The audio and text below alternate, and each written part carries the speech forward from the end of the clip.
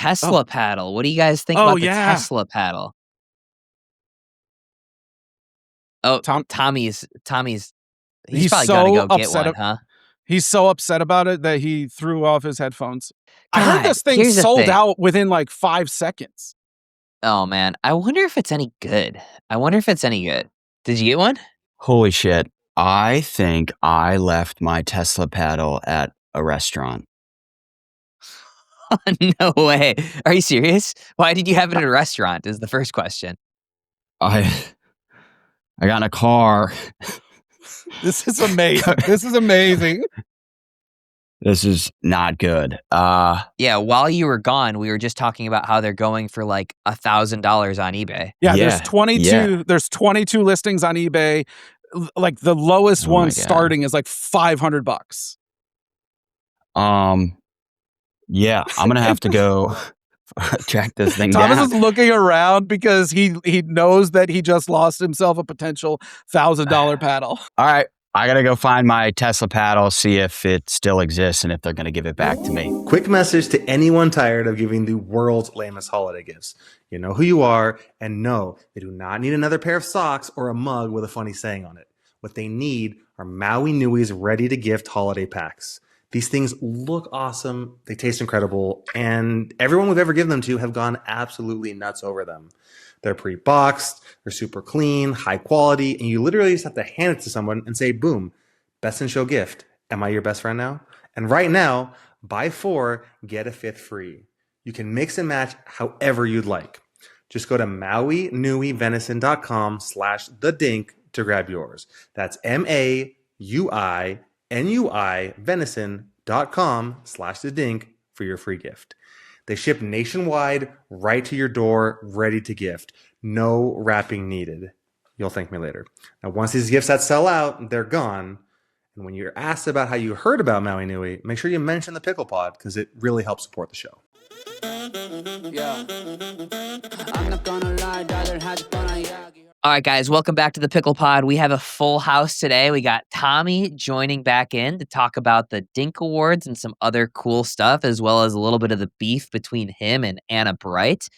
We also have, obviously, the contract terminations, but we also have a bunch of other random news, including the Nick Kyrgios taking over as the stack director.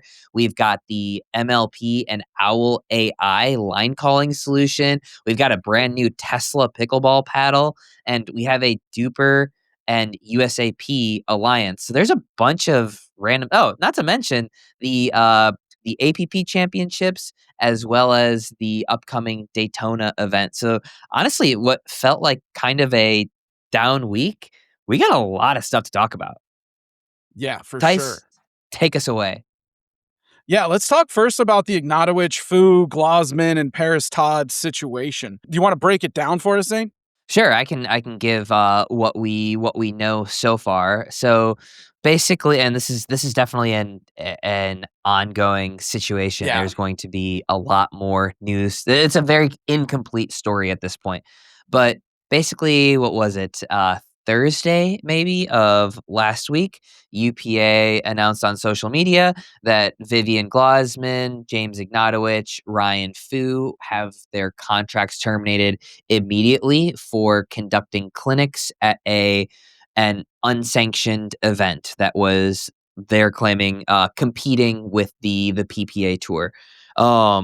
Paris Todd apparently asked for permission ahead of time, but was incomplete in her description of the event, and her sentence is still being deliberated upon, I guess. We don't know what's going to happen to Paris. She's in limbo at this point. And then we had Ryan Fu. Yeah.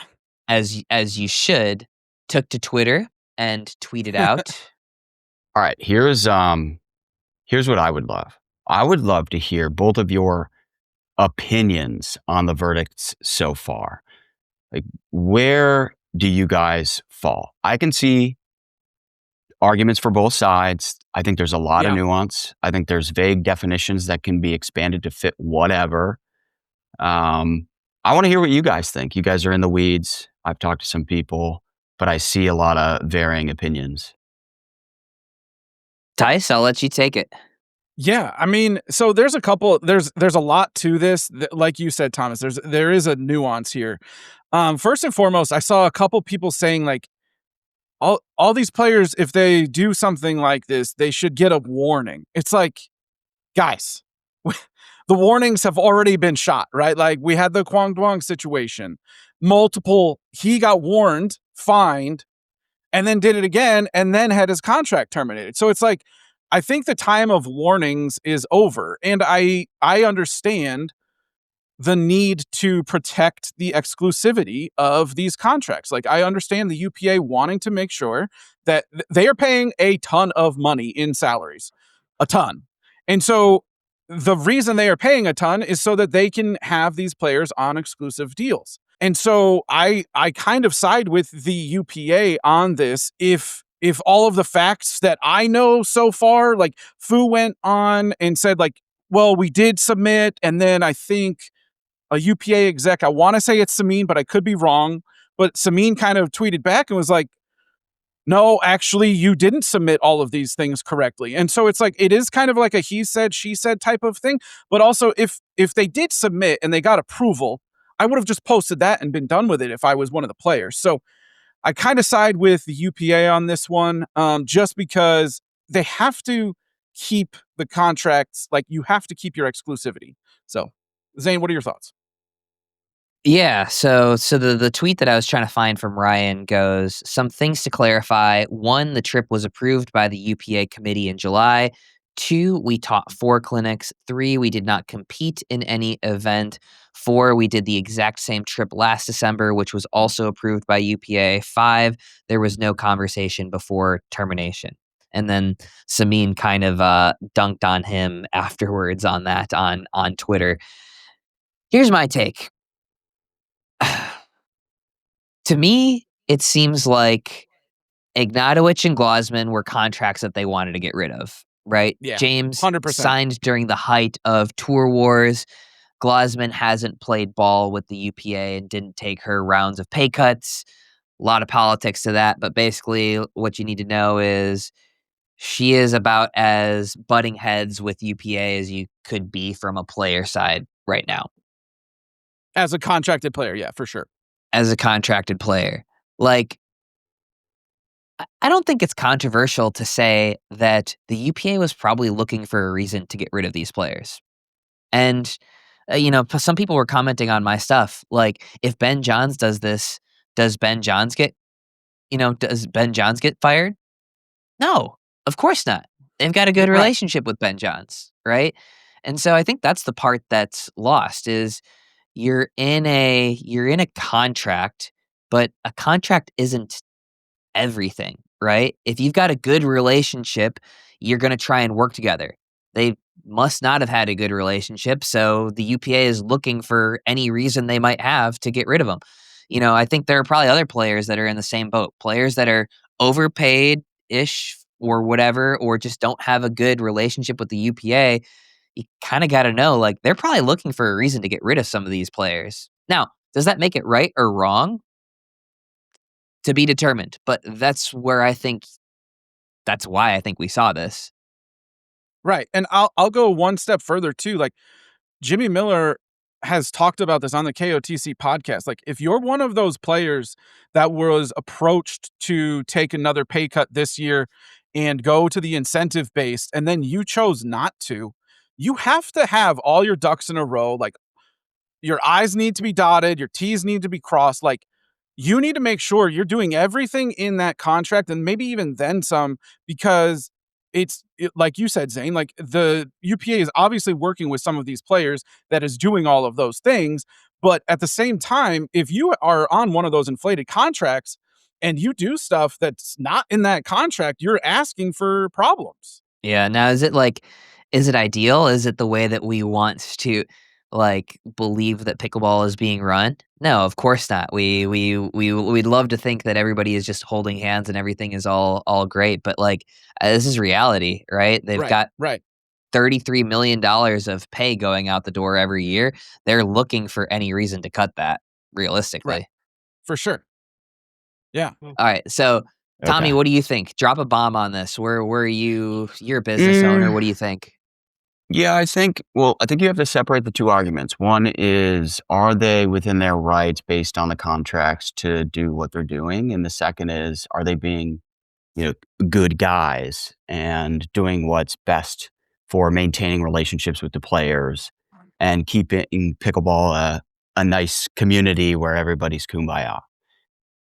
You can't argue you'd have to assess each one a little bit differently. So if I am renegotiating with these players, some of them decide that they're not going to take these new contracts. We're paying them inflated amounts, and we're also trying to cut costs. I'm going to look for every opportunity as a business owner to terminate those previous contracts and then have the opportunity to sign them to a new one. One of the things I think is interesting that I learned in all of this is Kwong, it's not permanent, right? Like Kwong could re-enter the building at any point. And I would predict that ultimately is going to happen. I would also predict that they try and re-sign these players at some point in the future. One thing, by the way, that I thought was awesome is James wakes up, finds out he's terminated, immediately starts promoting his paddles and using this opportunity. That was epic. Never waste a good crisis. Never waste a good crisis. That was pretty epic. If you want to make the argument that the UPA is being big pickleball, sure, that's fine. But it doesn't mean that they're not within their rights to cut the people who violated the terms of their agreement. And I think the big thing here is James was the one who reached out. So only James and Paris reached out to get permission for this thing. James reached out on behalf of himself and all the other players. So even in Ryan Fu's tweet, he's talking about how they got permission. Well, Ryan, you didn't get permission. James got permission for you on your behalf, which is not the same thing. They keep, in a lot of the comments, they focus on this word like compete. They did not compete. I don't think it necessarily matters that they competed or didn't compete. They participated in an event that was complementary to a tournament that had 1,200 to 1,300 people playing in it. And even though the UPA has a good relationship with that tournament body, I think they can use that to say, hey, you are supporting, promoting a different organization than the UPA that you're creating value for them. You're helping to support that tournament. And I think actually wrote it down, promoting a competitor is the line that they use in the contracts. Competitor. You could expand the definition of competitor to fit whatever you want. Basically, if there's a pickleball court involved, I bet some lawyer somewhere is going to be able to expand the definition of competitor to fit that event. So, yeah, I don't know. It's a tough argument to make. To me, the interesting part is players do clinics all the time, right? But I don't know too many players who are doing clinics with I'm certain there are plenty of players who aren't going through the proper approval processes when you have to go do a clinic at a local club. And the UPA doesn't care about that, right? Right. They've never given anybody problems about that. So maybe you could say that James and Paris and Ryan and Vivian were kind of ignorant of that, because I wouldn't think twice about that either, just historically. However, I don't know too many people who have done clinics with another organized body, right? It's always been with a local club.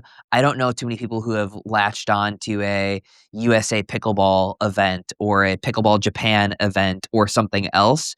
I don't know if that exists. It might. I don't know.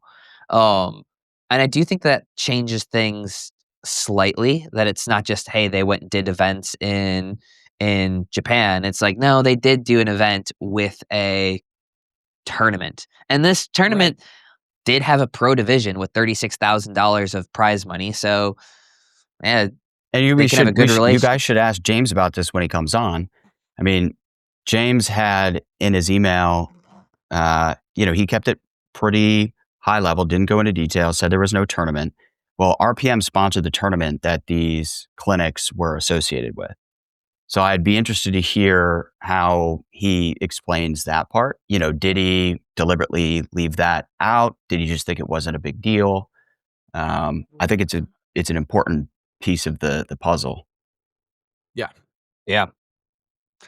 Agree. But it's a good, interesting controversy here. I caught some crap for, people think I'm supposed to simply advocate for the players since I'm the president of the UPA player committee.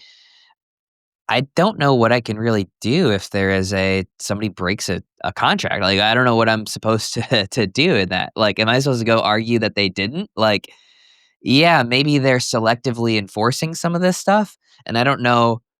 I'd be curious to know how something like this would hold up in a court of law. Like, to me, it seems like it's a contract violation. However, right, there's precedent set by other people who, maybe weren't getting permission either.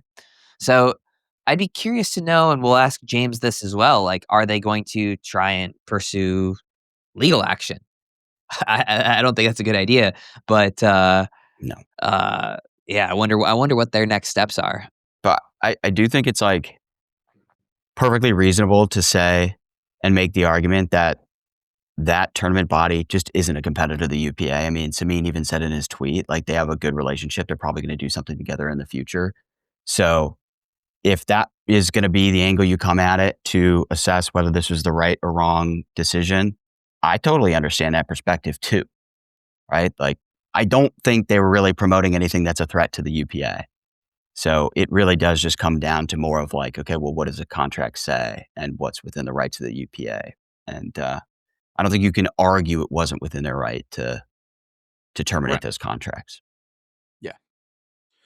Yeah, the interesting thing is when I think there was something in Samin's tweet, something along the lines of, interesting. So this is the part that I found interesting.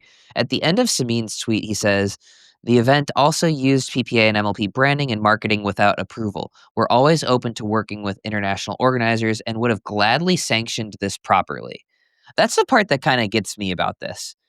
If you would have gladly sanctioned this and there was just some administrative error, like, why are you doing this?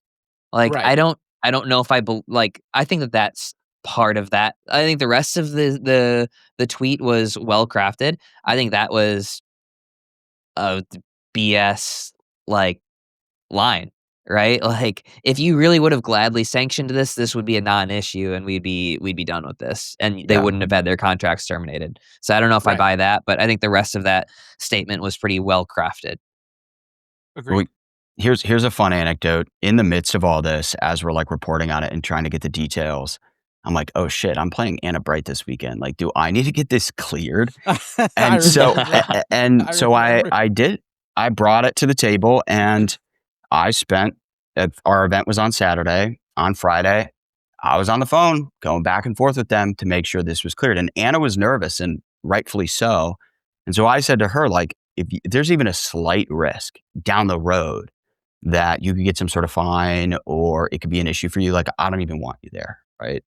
So we had to go back and forth with the UPA like committee email. I had gotten verbal approval. I was like, that's not good enough. We need it in actual writing. And so finally we actually got an email and it was like, okay, cool. That was the day of the event. So I think what's happening now is because they are being strict about this one, I foresee them being pretty strict moving forward. Like, you really got to follow the process if you want to run a clinic or do some exhibition or whatever else. So I think players generally need to be like pretty buttoned up and pretty careful moving forward. Yeah. Yep. That's for sure. So you guys, and I think they need a better process for actually like approving some of these things in a timely manner. I think people's contracts say like the UPA has like 30 days to respond or something like that. Right. Like, yeah. That's crazy. Like, it should be a pretty quick yes or no, like 48-hour business hours. Mm-hmm. I think one more thing on that too is like one of the points that I had to discuss with the UPA guys was like, is there a competitive sponsor? At the moment, they don't happen to have a specific auto manufacturer or car brand that is a sponsor of the UPA. Now they have Carvana, but they don't have, Toyota or whatever, right? So the fact that Buick is the main sponsor of our event, that was something we had to navigate. They had to specifically check if there was any sort of conflicting sponsor aspect to it. So there's just like another wrinkle. Maybe just lend some insight into how they evaluate this stuff. Interesting. So, Tommy, can you tell us about that event, or is that for the next episode? I could tell you a little bit. So hopped on a boat from Key Largo to go to Miami because it sounded cool. When you are going 60 miles per hour in open ocean on a small boat and the weather's poor and you're late, that means it hurts. So I was in the fetal position, and there's pictures of it. Maybe we can put a picture in right here. And finally, we get to the event after like a 45-minute boat ride that's absolutely miserable. My body's stiff. I played an entire tournament that morning. I played 5 matches. Did not do very well. So didn't exactly have momentum going into this thing. Also, I was nervous. I have played in front of crowds before, but usually I'm not like the marquee match. And so when I was there and it felt like, a lot of people were waiting to watch me and Anna, it added another level of like nerves to the point where we did rock, paper, scissors to choose sides at the beginning of the match. And I threw a paper and my hand shaking, and Anna calls me out in front of the whole crowd. Oh, no. So that will probably be in the video.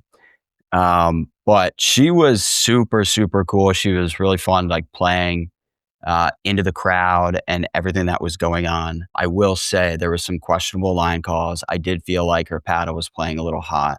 So we did bring refs in at one point, and they did overturn one of her calls. They did do a paddle check on her. You'll have to wait for the video to see exactly what happened. I can say I did score more points than I would say 99% of people thought I would. Did I win? Did I lose? I don't know. But the video is going to be very, very, very, very, very entertaining. It's one of the most absurd events I've ever been a part of. I'll just leave it at that. Okay. I'm Very stoked nice. to check that out. Yeah. When's that dropping? It should drop either the end of this week or latest like Monday, Tuesday next week. So Cool. I'm pretty pumped to see that go live. But Leping was there. She signed my shirt. Nice. I didn't realize this in real time, but in the middle of the match, there's like this whole debacle with the refs. She's on the court filming. Like I didn't even notice it. Yeah. She's hilarious. But she was out there supporting Anna. Did she sell you any of her merch? She brought me a shirt. She gifted me a shirt, which is really nice. Nice. Yeah. Nice. But at one point, I did realize the crowd was on my side because I hit a winner and the crowd erupted, and I was like, "Oh, I'm the good guy here. Anna's the bad. This is good." Yeah. Nice. So, yeah, that'll drop end of this week or Monday, Tuesday. If you're always searching for something that gives you an edge on the court, that's not a third cup of coffee. We've got you. Blue Canatine from Descriptions is built for clean, steady focus that lasts 3 to 5 hours so you can see the ball earlier and react quicker without the crash. It's loaded with 4 precision dosed ingredients, and it hits fast because it dissolves in your cheek instead of going through your stomach. The CBD helps you play loose instead of tight, and caffeine sharpens reflexes, and the methylene blue fuels your brain so you stay locked in deep into the games. It feels like hitting that perfect groove when everything slows down. If you want to try it, go to descriptions.com/dink for 10% off your first order. That's TROSCRIPTIONS.com/thedink. Clean energy, clinical grade. You will feel the difference. Speaking of things going live, we have Dink Awards that are live now. Tommy, you want to talk about those? Yeah. Okay. So the Dink Awards, this is the 4th year. It grows every year. It's kind of crazy to see the response. Last year, I think over like 50 top pros had shared the thing. 13,000 people voted. Thousands of dollars were given out in grants. The one thing that we're doing differently this year is last year we used to say, hey, Tice, hey, Zane, hey, Jimmy Miller, hey, Adam Stone, like help us pick the nominees. This year, the fans also vote and nominate people to establish the pool of nominees. And then there's also the voting process. So even more than previous years, the fans are involved. And yeah, I mean, the thing is, like, I'm just I kind of blown away by the response every year. Like it really does just continue to grow, and it seems like people really care about this, and it's cool to just like recognize people in and around the pickleball community who, like help grow this thing and like live and breathe this stuff like everybody on this call. So that's been cool. We added back one category this year that I would like to get your take on. Zane, you're a previous winner of this category. I think you're the only ever winner of this category. This category, it's a crap category then. Best serve. Might be. It is the most influential voice, which is a little bit vague. Yeah. I think it could be anybody. It could be a podcaster. It could be an executive. It could be a pro. Zane, you were the only winner of this previously, I believe. Let's go. This is going to be up to the fans to decide like who gets even nominated for this category. So I'll be interested to see, who do the fans think is the most influential voice in the sport? You guys have any like short list off the top of your head? Who would you put in that category? It's hard to, honest, when JW Johnson exists, it's really hard. It's like everybody's fighting for second. Okay, that's a take. I like the category a lot, Thomas, because of what you said. It's super vague. Like you could go any different direction you wanted to go. Definitely not making Zane's ego any bigger. So I'm not even mentioning his name. Like Pardo, Samin, like those names, Jimmy Miller, those names are kind of who I'm thinking like right off the top of my head. But I'm going to give that one another thought because it's super, like you said, it's super interesting. It could be from the leagues. It could be a podcaster. It could be a player. Like, yeah. Yeah. That's an exciting one. You'd like argue memes of pickleball, right? You could. Because when they have a post, it seems like when they hit, and everybody's talking about it. Somebody said Andre Agassi, which I thought was interesting, just because of all the things he's doing sort of on the business side of things. I mean, I think you could argue like the CEO of Lifetime, who is putting facilities all across the country that are like phenomenal facilities. He's come out with a ball that's actually pretty good, like leaning really heavily into the sport and creating some like positive momentum for it. And like those ones I don't think are immediately obvious, but I could understand an argument for them. Yeah, it's interesting. Is it most influential or most influential voice? Because I feel like you kind of have different people. Like obviously most influential would be Dundon, Pardo, right? Yeah. Like they're the ones who actually pull the strings. But to me, this always felt like, all right, when this person says something, like shit happens, right? Change happens. That's how I would kind of interpret that. And so I would think about it as people who are at least non-UPA employees. And then I guess, it goes into, I think we're in the pro pickleball niche, right? Yeah. And so, Jimmy Miller is like somebody that people within pro pickleball, know, or me, right? Like there's plenty of stuff that changes that we can attribute to me. However, when you broaden that out and take a look at how that impacts, like the masses, we have a tiny little impact on the masses. We might have an impact over certain policies at MLP or UPA, but interesting. I'm almost more curious to see who ends up getting nominated for this than who ends up winning it. Yeah. I agree. I agree. Yeah, that'll be fun. So, and just to like explain to people how to actually submit those nominations, go to dinkawards.com, You don't have to submit a nominee for every category, so you'll see the full form. Submit as many as you want, and then that will that'll go to the total tally, and you can make your voice heard in the pickleball landscape. So, dinkawards.com. Very cool. Sweet. Let's change gears a little bit and go through some kind of random topics, Zane, if you're good with that. I'm good with it. Okay, perfect. Let's start with MLP and OWL AI. It feels like disaster. Really? Disaster. Tell me more. It's going to be a disaster, in my opinion. I didn't look super into it. I couldn't find any actual application of OWL AI doing it.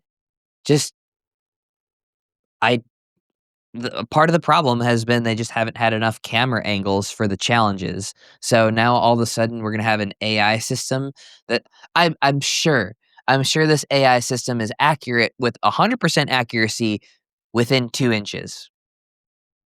That's where I'm guessing. This is going to be something that's like unbelievably accurate within 2 inches margin for error. And every call we ever have questions about, other than the egregious ones, are ones that are a millimeter in or a millimeter out. And so I think that this is going to be one that is scrapped within a tournament or two.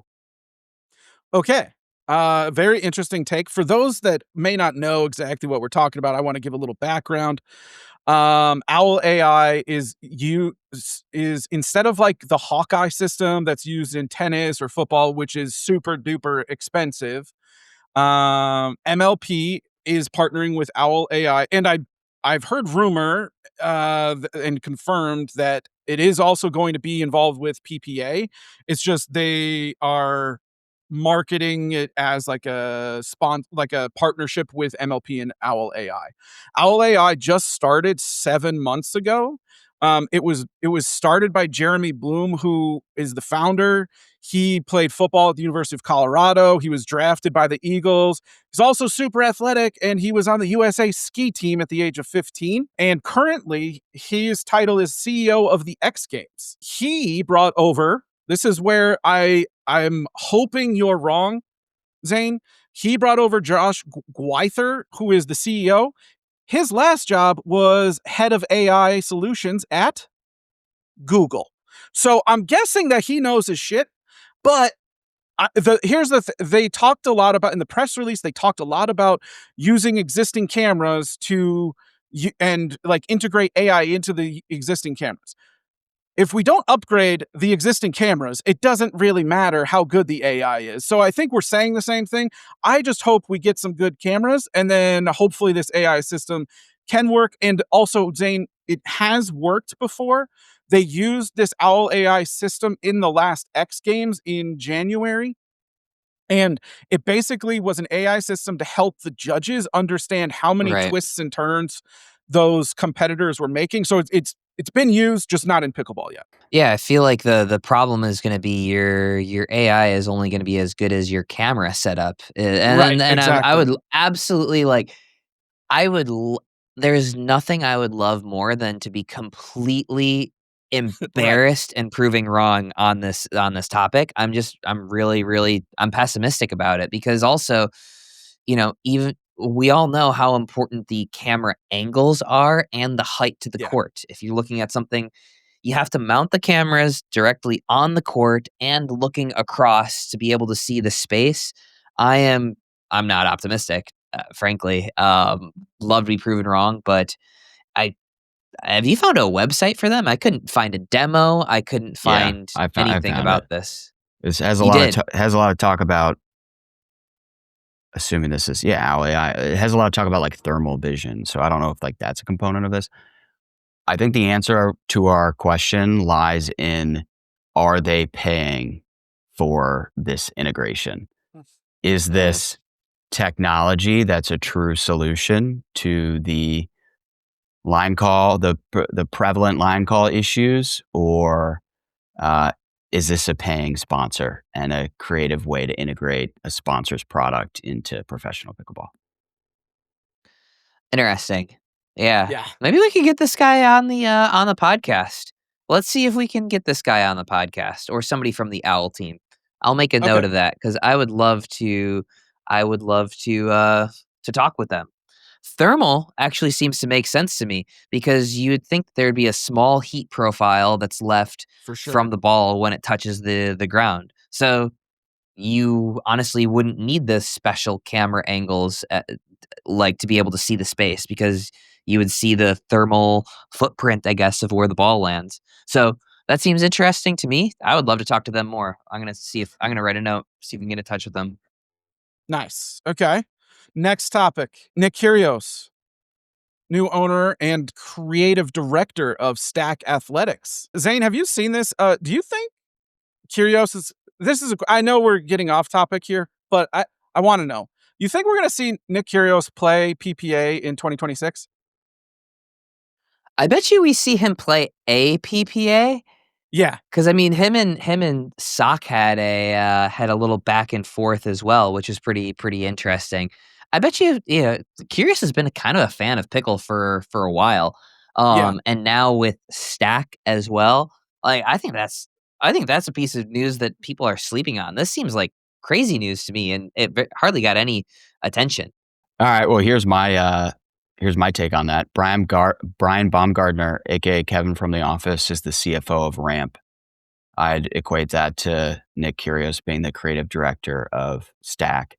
And isn't Lil Wayne like the creative director of the Texas Ranchers? This is one of those like vague titles just to create a cool headline. That's my take. I could be completely wrong. All right. Yeah, no, I figure he's not going to be involved in the day to day. I figured creative director was a kind of nonsense title, the way that Jaden Smith is the creative director of brands, right? Like, however, the fact that they are announcing this for a pickleball brand, I think is sick. Regardless of whether he does anything with it, he's playing these huge exhibitions in Stack clothing and whatnot.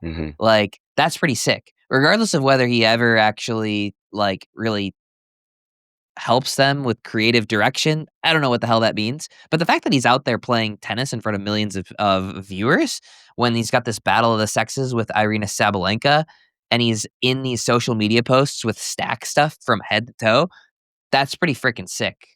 Yeah. What happened to his OnlyFans show? Oh, I have no idea. His pickleball OnlyFans show? I have no idea. We gotta find somebody to come talk about this. Somebody who watched. Did that get filmed and released or what? I don't know. I never heard anything again about it. It was a good social post. Yeah, I saw that, Thomas, to your point. I saw that and then it just went away. Like nothing ever happened. Okay, next topic, Zane. We got DUPR and USA Pickleball are partnering, which is a big move in ratings. Yeah. Who would have seen that coming? It seemed like they were completely butting heads competitors for the longest time. That feels like that was out of nowhere to me. But I think that's obviously USAP attempting to get out of the ratings game. Yeah, and so USAP was aligned for those of you not kind of in the know about USA Pickleball was aligned with UTR Sports. And they had their own rating. I think it was called the UTRP.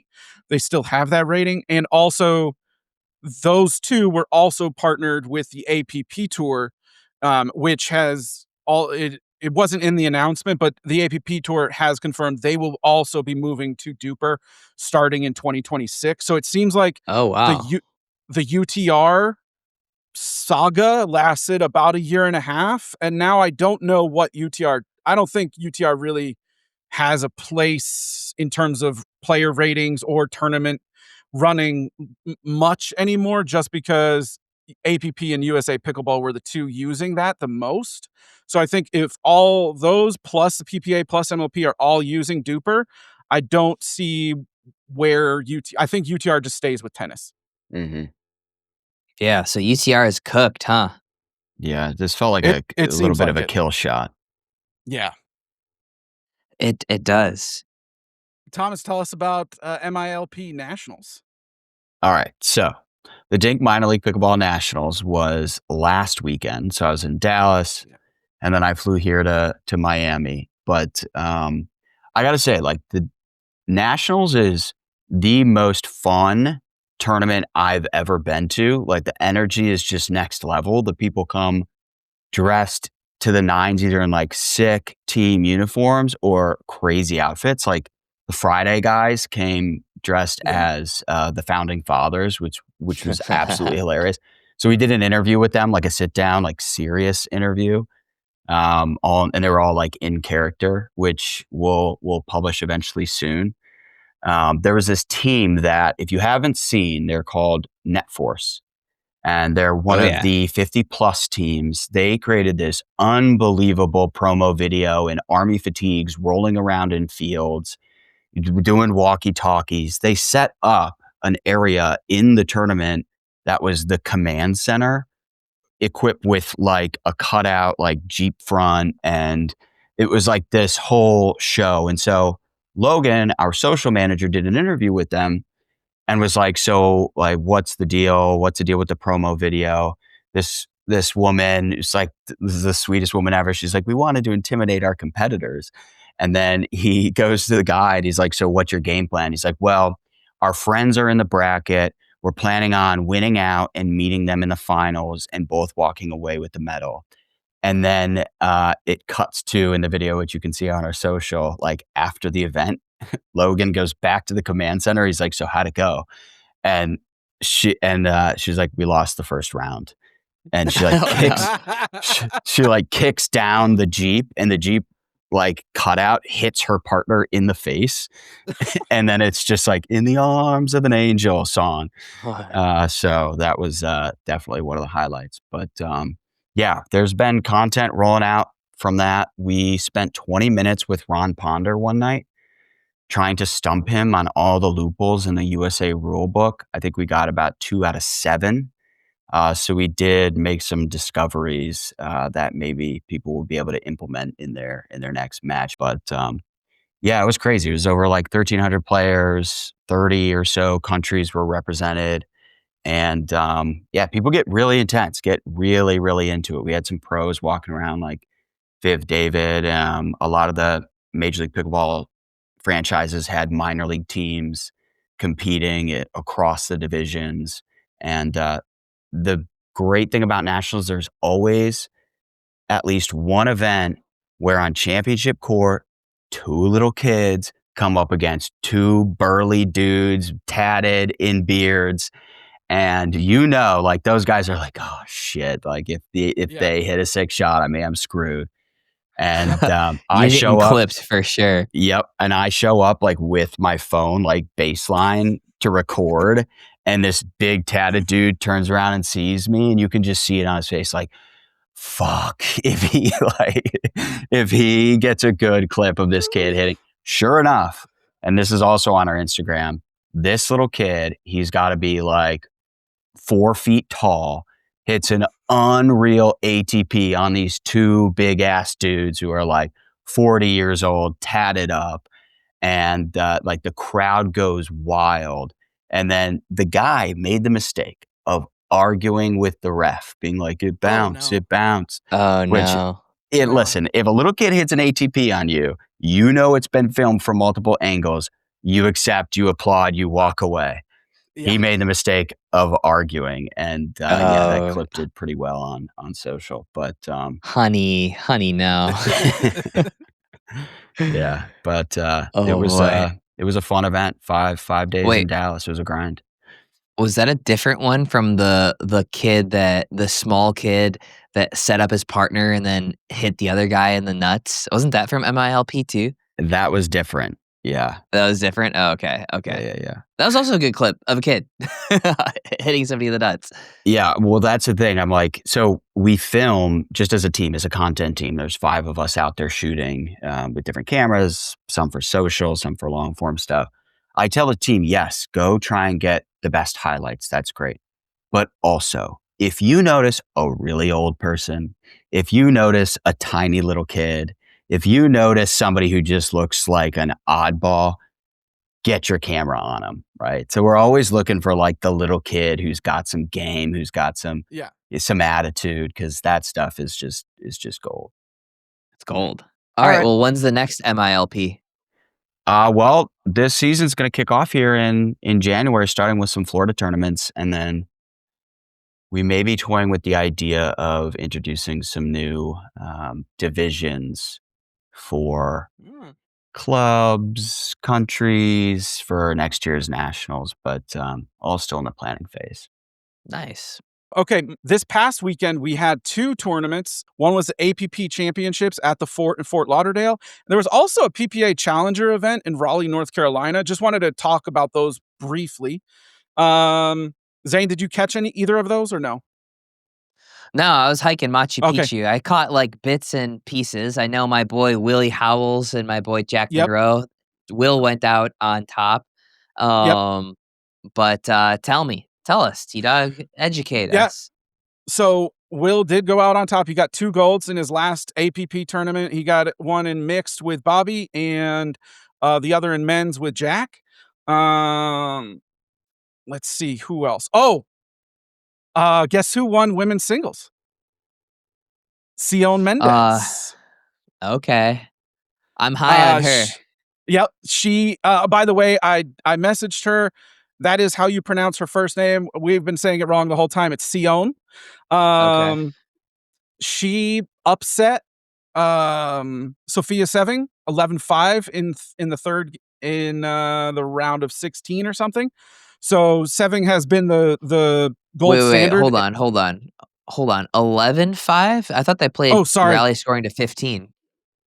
Yeah, you're right. It was like 15. I forget what the score was, but either way, she won in the third game. Okay. You're right. They're still doing the rally scoring. But this was the first time APP did a progressive draw, which I like to see, because then you can see like who's up next and all of that. Like I think the progressive draw is the way to go for sure. Also getting his first gold medal in singles, 41-year-old Ryler DeHart. And if you at home did not see his post-match interview, please go watch it. It is just pure gold. He tried to rip his shirt off, but he couldn't, so he just broke his zipper instead. And he goes on for like 3 minutes about calling other players soft. It's hilarious. And then I saw some clips of that. He was definitely channeling his inner. He definitely read a David Goggins book within the last month and was just reciting some of that. Stay hard. Yes. It was pure gold. Wait, was he like doing it comedically or was he dead serious? No, it was definitely comedic for sure. Okay. I mean, he was keeping a serious face the whole time, which saying the things that he said, I would not have been able to have kept a straight face, but he was definitely saying it jokingly. And in women's, Sophia and Shelby were able to beat Megan Fudge and Jill Braverman, who have been the leading candidates in women's doubles. Crazy scoreline though. They were down 2-5 in the third game, and they called a timeout, which you never really wanted to call a timeout before the side switch, but they did anyway. Went on a 9-0 run, down 2-5, got the ball back, and went on a 9-0 run to beat Jill and Megan, and that was their second gold of the year. So Sophia has now won 2 golds in women's doubles and 2 golds in mixed doubles. So I 100% don't think we can call her a single specialist anymore. She is there in doubles for sure. Moving on, there was also the PPA Challenger in Raleigh, and there was a ton of PPA pros there. Eric Roddy, James Delgado, Julian and Lauren were there, which was crazy, although they did withdraw once they lost and they did not play in the back draw. And then so a whole bunch of players, but 2 guys I barely know the name of won men's doubles. They beat Rafa Hewitt and Will McKinnon. Then they beat Grayson and Chris Hayworth. And in the finals, they beat Eric Roddy and James Delgado 4-3. And their names are Oscar Serra and Sanil Jokdiani, both former D1 tennis players at St. Joe's and Drexel. And I looked them up a little bit. Oscar apparently is getting a PhD in bioinformatics. So he's really smart, but he was a really good left side dude. And Sanil played great on the right. And I was like, They forced Roddy into playing on the left with Delgado. I was like, what in the hell just happened? So 2 names to look out for. Also, Interesting. I yeah, know a go lot ahead. of the players. I know a lot of players were playing that event. A lot of the signed players playing that event because people have to hit their event requirements. I'm sure that's why Lauren and Julian were there. Roddy, although Yep. Roddy's from North Yeah. Carolina, and so is Delgado. So like a lot of people were doing that to hit their requirements.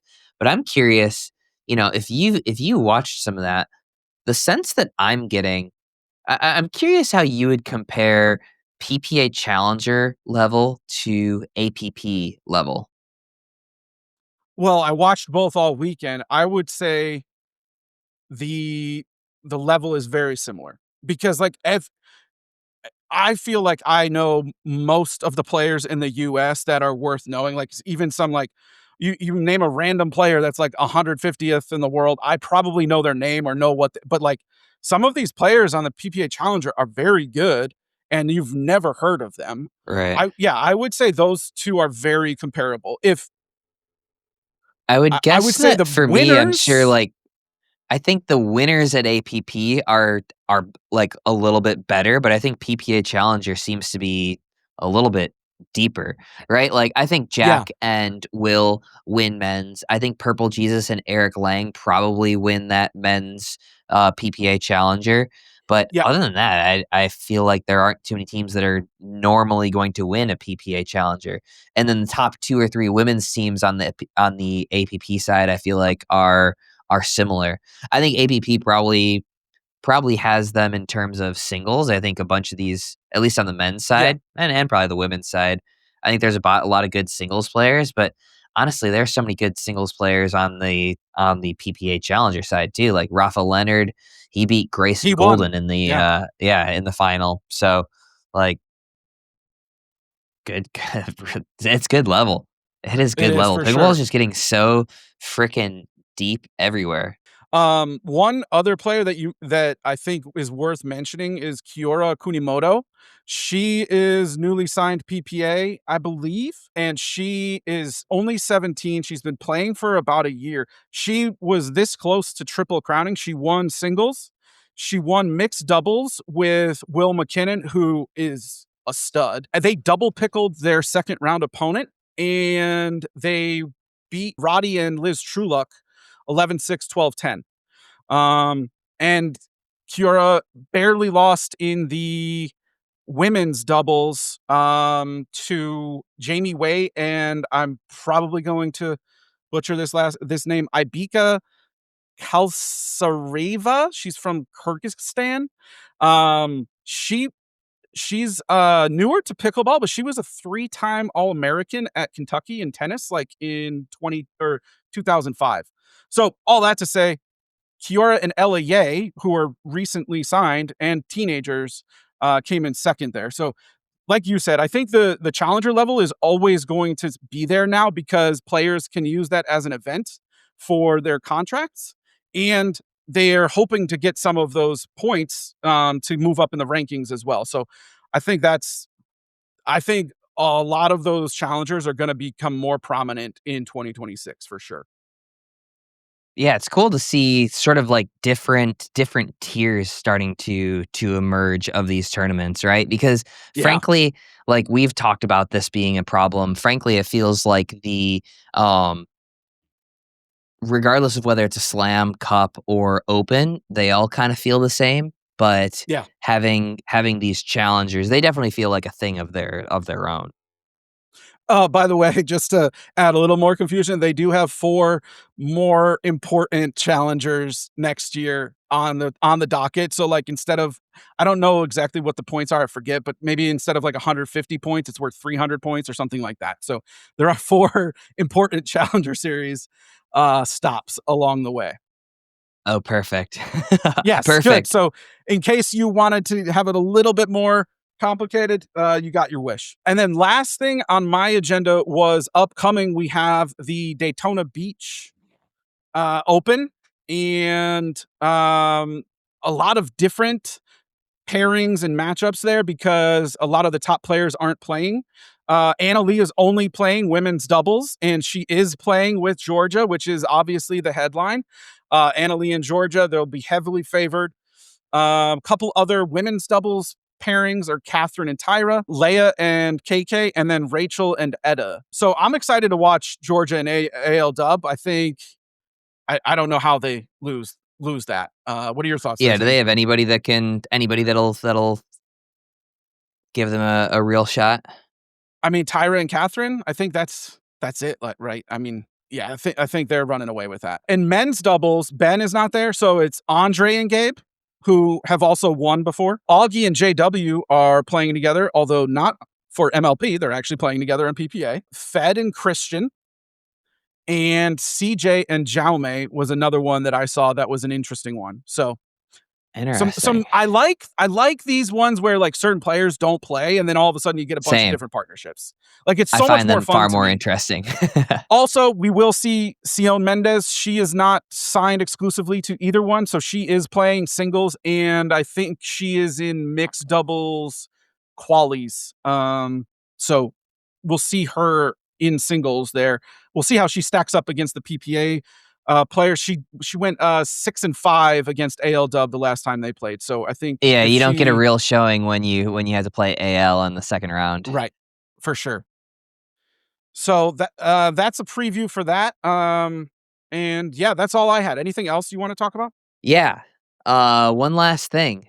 Tesla paddle. What do you guys think about the Tesla paddle?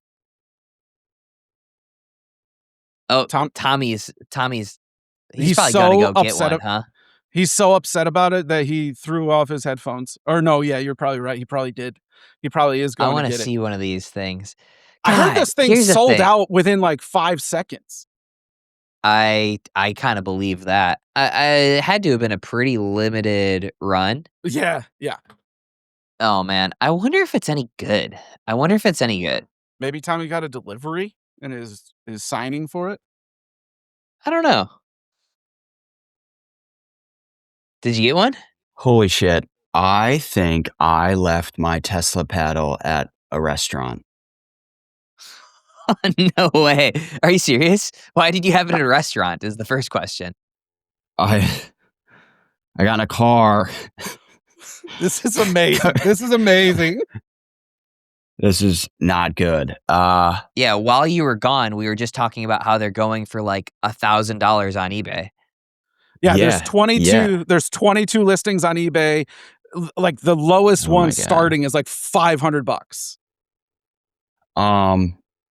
Yeah, I'm gonna have to go track this thing down. Thomas is looking around because he knows that he just lost himself a potential $1,000 paddle. We're gonna give one away too. So we're gonna do a little giveaway. You know, I'm supposed to use the one that they entrusted to me to make a video for this. Coming back from the event, I brought it to the event, got in a car, it Ubered me back to Key Largo and dropped me off right at a restaurant to meet like a group of people. And I walked into the restaurant, put my 2 bags and the paddle down. And now I'm realizing I don't think I ever picked up the paddle again in its box. So I'm really hoping this restaurant has the paddle. Might have to go figure that out. This is the best impromptu Picklepod segment. Shit. I think for the sake of Picklepod, this has to go first. That's unbelievable. Unbelievable.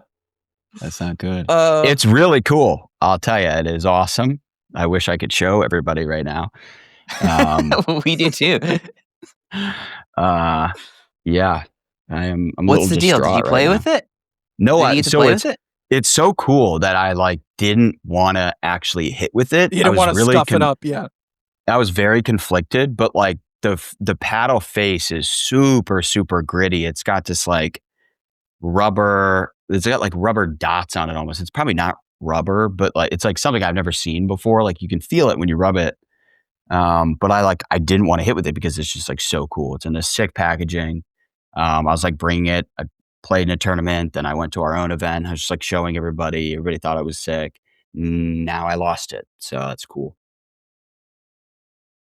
Alfred Lord Tennyson once said, "'Tis better to have loved and lost than never to have loved at all." Thanks, man. Wow. Oh, That Well, might have oh been the boy. nerdiest Find out. shit I've ever heard Zane say. no.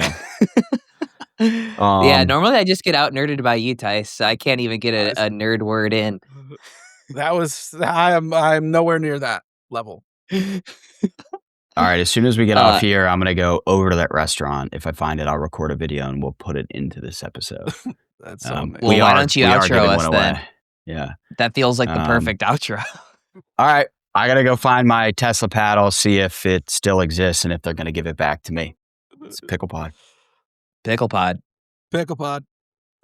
Yeah. I'm not gonna lie,